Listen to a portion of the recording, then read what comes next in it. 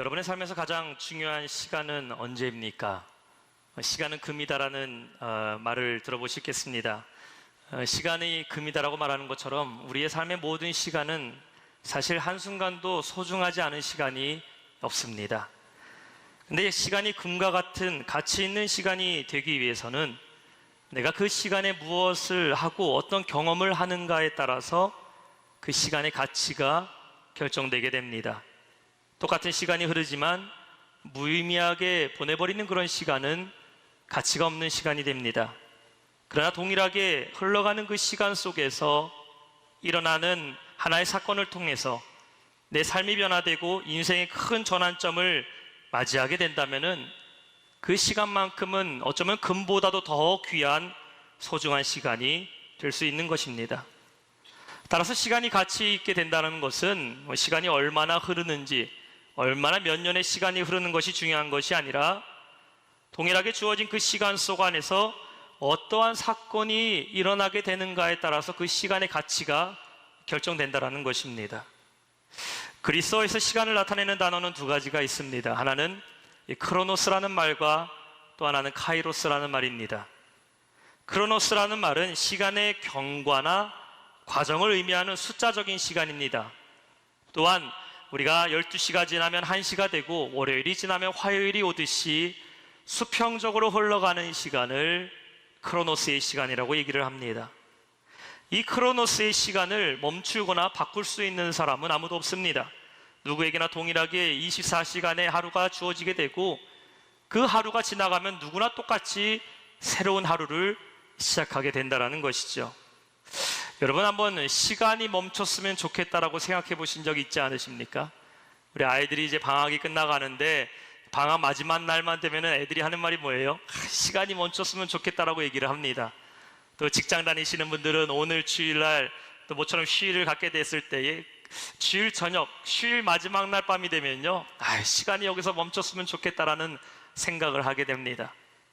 아무리 우리가 시간이 멈춰다오라고 노래를 많이 부른다 할지라도요, 크로노스의 시간을 멈추거나 바꿀 수 있는 사람은 없습니다. 또한 카이로스의 시간이 있습니다. 카이로스는 무엇일까요? 같은 시간을 나타내는 말이지만 숫자적인 시간을 얘기하는 것이 아니라 영어로 표현한다면 occasion, 즉 어떠한 중요한 때를 나타내는 사건적인 시간을 얘기하게 됩니다.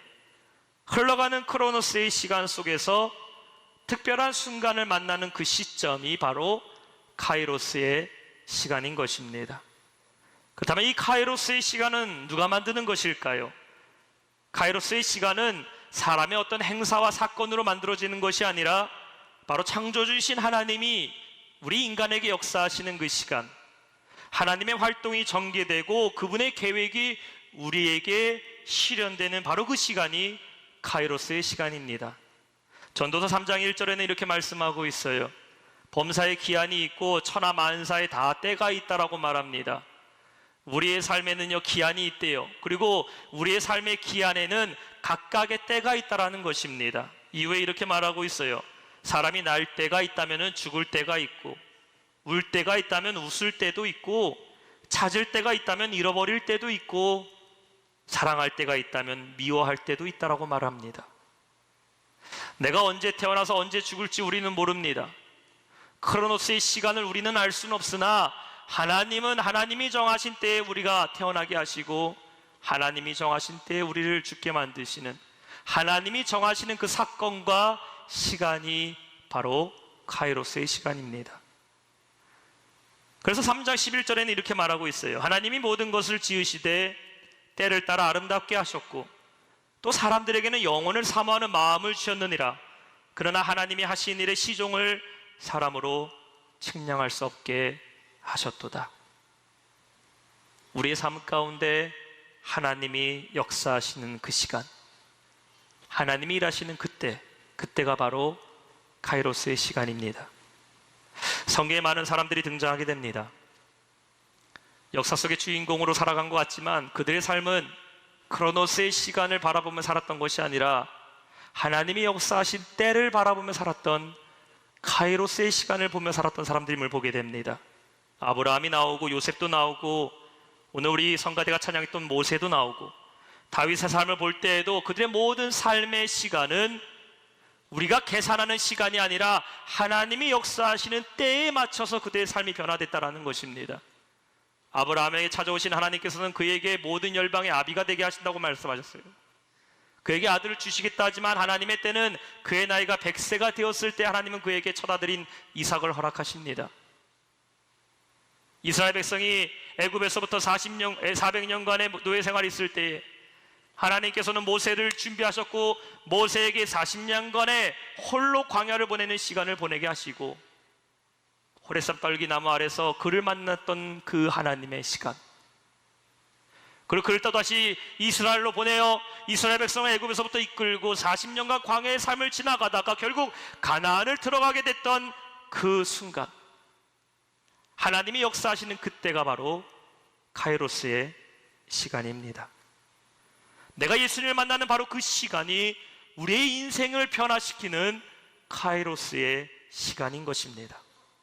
예수님이 사마리아에 오신 것은 바로 이 여인을 만나러 오셨어요. 이미 예수님은 여인의 모든 삶을, 과거를 다 알고 계셨습니다. 그리고 이 여인의 고통과 피로도 이미 다 알고 계셨습니다. 아무리 우물의 물을 많이 떠다 마셨어도, 수년간 이 우물물의 물을 숱하게 많이 마셨어도 이 여인 안에는 목마름은 결코 해결될 수 없다는 것을 주님께서 알고 계셨다는 겁니다. 그리고 이 근원적인 문제를 해결하시기 위해서 예수님이 이곳에 오셨습니다. 우리의 인생에 주님을 만나야 되는 이유가 무엇입니까? 왜 저와 여러분의 삶에 예수님을 만나고 우리의 삶에 카이로스의 역사가 일어나야 됩니까? 오직 예수님만이 우리의 삶의 근원적인 문제를 해결해 줄 수 있음을 믿으시기 바랍니다. 내가 과거의 상처 때문에 고통 가운데 있는 사람이 있어요. 현재의 아픔의 문제 때문에 그 고통으로 인해서 어떻게든 살아보려 하지만 내 마음에 여전히 힘든 문제로 고난 가운데 있는 사람이 있습니다. 건강으로, 때로는 물질로, 가정과 자녀의 문제로, 또 내 삶의 앞날을 위해서 여러 가지 수단과 방법으로 그 문제를 해결하려고 했지만 내가 시도했던 모든 시도와 만남과 방법들은 잠깐 나에게는 그 문제를 해결해 주는 듯하게 보이지만 결국 내 안에 있는 근원적인 문제를 해결하지 못한다는 것을 깨달을 때가 있습니다. 이러한 우리 안에 있는 모든 문제들, 내 안에 있는 모든 연약함과 근원적인 그 갈증은 예수님을 만날 때 해결됨을 믿으시기 바랍니다. 칼 로저스라는 현대 심리학자는 말했어요.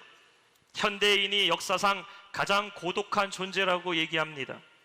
수많은 사람들에게 둘러싸여 있지만 그 속에는 내 마음을 나눌 수 있는 친구나 이웃이 없다라는 것이에요. 그래서 현대인들은 군중 속에 고독한 존재라고 말을 합니다. 아무리 SNS를 하고 내 휴대폰에 수많은 사람의 전화번호는 있지만 내가 믿고 의지할 수 있는 사람은 없다라는 것이죠.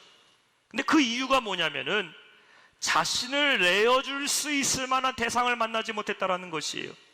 즉 나를 위해서 희생할 수 있는, 내가 믿을 만한 사람을 만나지 못했다라는 것입니다. 그래서 인간은 고독하다라는 것이에요.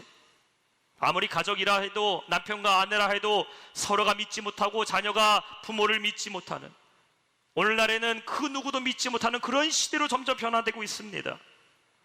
사람이 사람답게 살려면요, 내 생명 몽땅 주어도 아깝지 않을 만한 믿을 만한 대상이 있어야 되는데 그 믿을 만한 대상 바라봐야지 고독하지 않고 삶의 의욕을 갖고 살 수 있는데 나를 송두리째 바칠 만한 믿음의 대상이 없으니 고독하다라는 것이죠.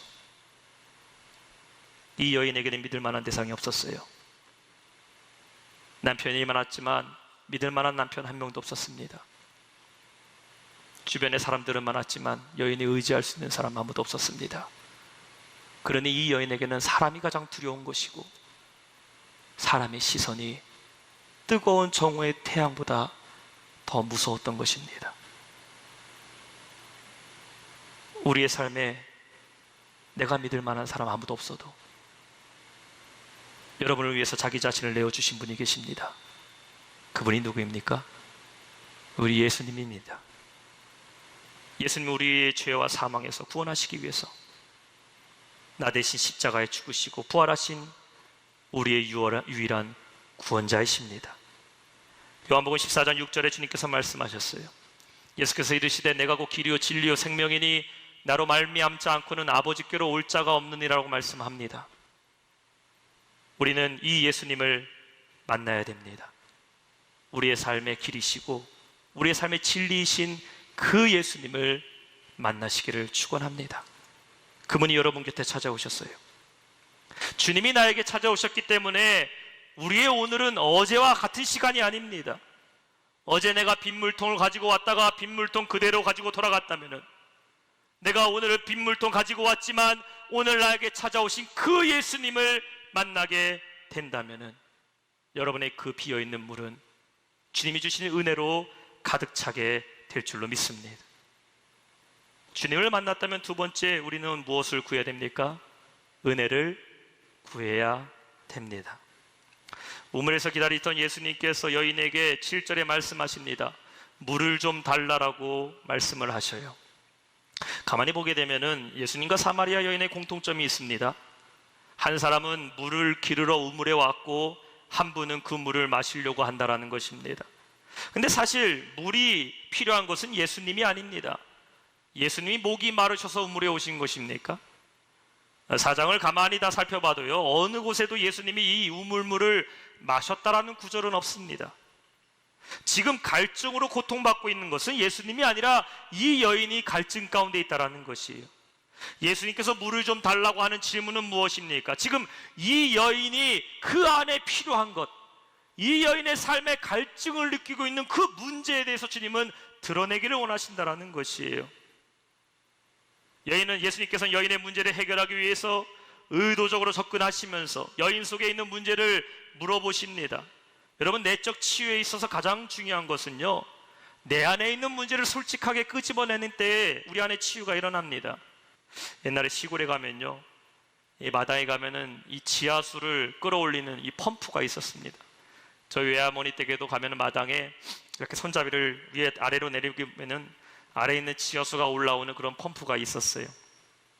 근데 지하에 있는 물을 끌어올리기 위해서 아무리 그냥 펌프질해도요, 절대로 물 안 올라옵니다.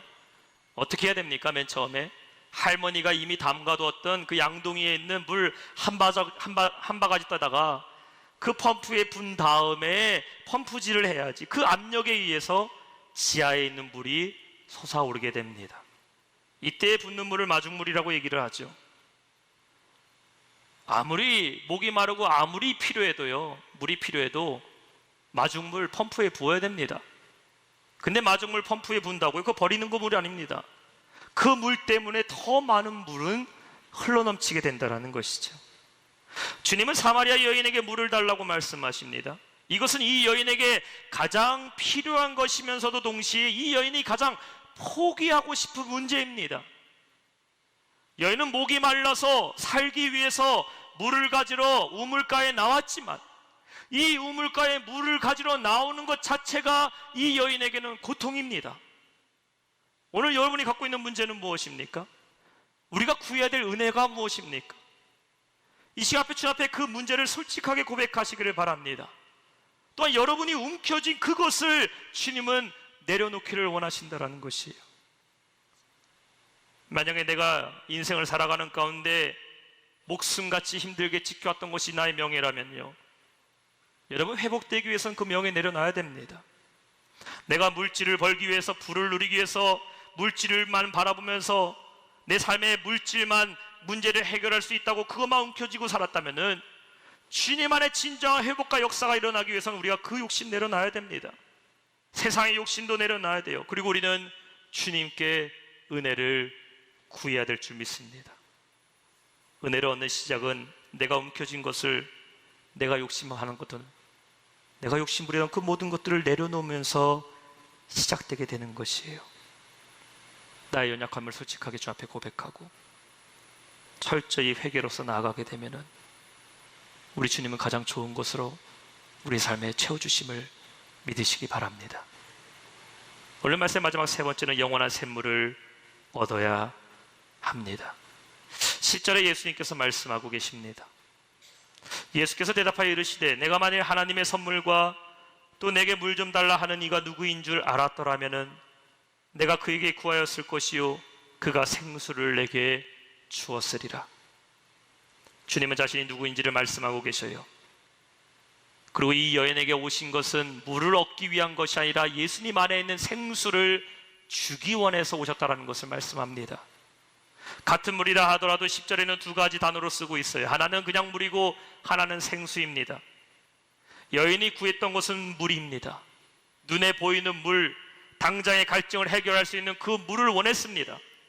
그러나 주님이 오늘 주시고자 하는 것은 한 번의 갈증만 해결되는 물이 아니라 영원한 갈증을 해결하는 생수를 주신다라는 것입니다. 여러분, 진짜를 보게 되면 가짜가 눈에 들어오지 않습니다. 여인은 날마다 가짜를 마시고 살았어요. 이 사람을 만나면 진짜라고 생각했을 것입니다. 저 사람을 만나면 저 사람은 진짜 사람이라고 생각했을 거예요.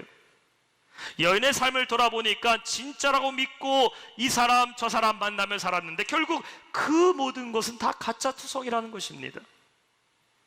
제가 예전에 진짜와 가짜의 차이를 말씀드렸어요.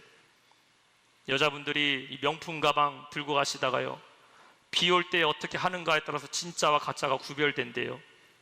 진짜 가방을 들고 가시는 분, 진짜 명품 가방은요, 비 오면요 가슴에 품고 달린답니다. 근데 가짜 가방은요 머리 위에 들고 달린대요. 진짜와 가짜는요 차이가 있어요. 진짜를 맛보게 되면은 가짜가 보이지 않습니다. 우리 예수님은 한 번 맛보고 사라지는 가짜를 주시는 것이 아니라 영원히 사라지지 않는 진짜 샘물을 주시는 주님이심을 믿으시기 바랍니다. 13절과 14절에 말씀하고 있어요. 예수께서 대답하여 이르시되 이 물을 마시는 자마다 다시 목마르려니와 내가 주는 물을 마시는 자는 영원히 목마르지 아니하리니 내가 주는 물은 그 속에서 영생하도록 솟아나는 샘물이 되리라. 우리는 오늘 주님으로부터 영원히 목마르지 않는 이 샘물을 받아야 될 줄 믿습니다. 왜 주님이 주시는 샘은 마르지 않는 샘입니까? 예수님이 생수의 근원이시기 때문이에요. 아브라함의 우물, 이삭의 우물, 야곱의 우물들의 공통점은 반드시 언젠가 목마르게 된다는 것입니다. 여러분, 그림의 떡은요 아무리 먹음직스럽고 그럴듯해 보이지만 먹을 수가 없어요. 말 그대로 그림의 떡입니다. 이 땅에서 우리에게 영원한 갈증을 해결할 수 있는 것은 없습니다. 이 문제가 해결되면은 앞으로는 걱정 없이 행복하게 살 것 같았는데 또 다른 문제가 나타납니다. 내 안에 있는 상처, 아픔을 아무리 잊어보려고 노력하고 이 사람 저 사람 만나고 시간을 보내봐도 그때만 잠깐 잊게 되는 것이지 여전히 내 안에 공허함을 준다라는 것이죠. 결국 이 땅에서 우리가 얻을 수 있는 것은 그림의 떡과 같이 눈으로 볼 때에는 만족을 주어도 우리 속에는 계속해서 공허함을 느끼게 된다라는 것입니다. 그러나 우리 예수님 안에는 우리가 평생 마셔도 영원토록 마셔도 갈증 나지 않고 바닥이 보이지 않는 풍성한 샘이 있음을 믿으시기 바랍니다. 요한복음 7장 37절과 38절에 예수님께서 말씀하셨어요. 우리 함께 읽어볼까요? 37절 38절 말씀 시작. 명절 끝날 그 큰 날에 예수께서 서서 외쳐 이르시되 누구든지 목마르거든 내게로 와서 마시라. 나를 믿는 자는 성경의 이름과 같이 그 배에서 생수의 강이 흘러나오리라.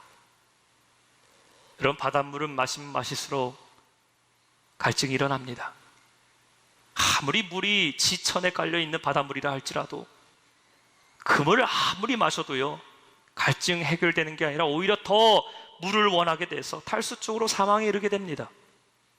우리가 마셔야 될 물은 영원한 샘물 되시는 예수 그리스도입니다. 잘못된 물 마시니까요 갈증이 일어나는 것이에요. 문제의 근원이 해결돼야 되는데 눈에 보이는 것만 감추려고 하는 것은 소용이 없습니다. 마르지 않는 샘물로서 우리의 인생의 목마름을 해결하시고 내 영혼의 목마름까지 해결하시는 그 생수 되시는 주님을 만나야 될 줄 믿습니다. 주님께 여러분의 문제를 맡기세요. 그분을 의지하세요. 나에게 은혜가 목마를 때마다 생수 되시는 그 주님께 나오시기 바랍니다. 주님, 나에게 오늘도 은혜를 채워주시옵소서. 주님, 나에게 생수의 강물을 부어주시옵소서. 주님, 나에게 기쁨의 샘을 맛보게 해주시고, 내 안에 찬양의 샘을 맛보게 해주시고, 내 삶에 감사의 샘물로 채워주옵소서. 주님 안에 날마다 마셔도 질리지 않는, 어제 마셔도 오늘 마실 때의 새로운 은혜의 샘을 날마다 맛보는 저와 여러분 되시기를 주님의 이름으로 축원합니다. 말씀을 맺겠습니다.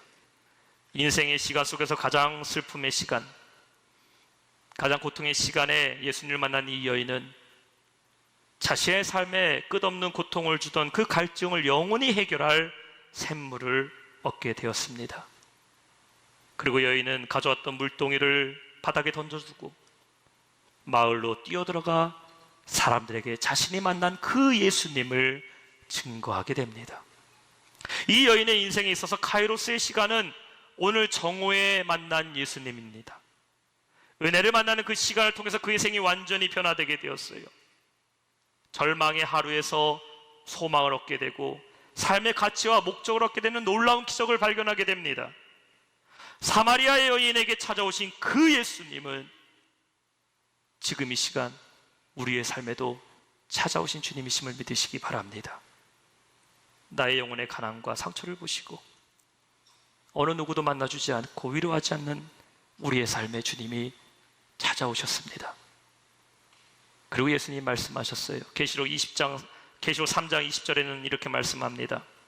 볼지어다 내가 문 밖에 서서 두드리노니 누구든지 내 음성을 듣고 문을 열면 내가 그에게로 들어가 그와 더불어 먹고 그는 나와 더불어 먹으리라. 주님은 지금도 우리의 마음의 문을 두드리고 계십니다. 그리고 여러분의 삶에 변화가 일어나는 카이로스의 시간을 함께 만들기를 원하십니다. 요즘 여러분 무엇에 목말라 계십니까? 무엇이 여러분에게는 갈증으로 여겨집니까? 영원히 해결되지 않는, 날마다 여러분 주변을 맴돌고 날마다 내가 고통 가운데 살아가게 하는 그 문제는 과연 무엇입니까? 영혼의 목마름입니까? 삶의 목마름입니까? 이 인간관계의 목마름, 해결되지 않는 그 고통 속에서 오늘도 갈증을 느끼며 살아가십니까? 육체의 갈증만 채우면 된다고 생각해서 야곱의 우물만 열심히 퍼올리고 있지 않습니까?